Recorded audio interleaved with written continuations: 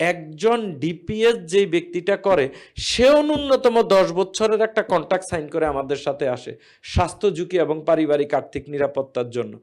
যদি আমরা তাকে আশ্বস্ত না করতে পারি যে ভাই আমি এই পেশায় খুবই পেশাদার এবং আমি এখানে সাস্টেনেবল ক্যারিয়ারের জন্য এসেছি, তখন তো ওই মানুষটা স্বাচ্ছন্দ্য বোধ করবে না। এবং আমি যে সফলভাবে কিছু মানুষকে সার্ভিস দিয়েছি এটাও তো আমার লোকজনের সাথে তুলে ধরতে হবে, তখন মানুষ আমাকে পেশাদার মনে করবে। আমরা প্রত্যেকেই তো নিজের প্রশংসা নিজে করা পছন্দ করি, আমার পেশার গুড সাইড আমি তুলে ধরি, কিন্তু আমার পেশাটা বা আমার বিজনেস যখন থেকে আমার পেশাদারিত্ব নিয়ে মানুষজন কথা বলবে, পজিটিভ রিভিউ দিবে,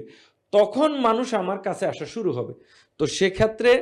আজকে আমরা তাহলে খুব গুরুত্বপূর্ণ একটা বিষয় দেখলাম যে দেখেন আমাদের এটা একটা লং টার্ম কন্ট্যাক্ট, একটা লং টার্ম সার্ভিসের সাথে আমরা মানুষকে এঙ্গেজ করাচ্ছি। সেক্ষেত্রে আমি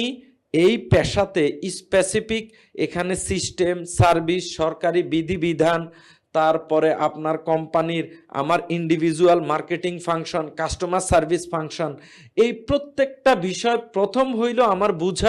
বুঝার জন্য আমাকে ট্রেনিং নেওয়া এডুকেশন নেওয়া,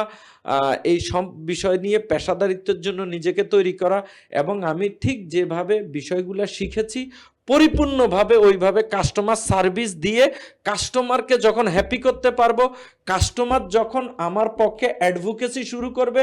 তখন আমি একজন পরিপূর্ণ পেশাদার হিসাবে নিজের পার্সোনাল ব্র্যান্ডিংটা আমি এস্টাবলিশ করতে সক্ষম হব।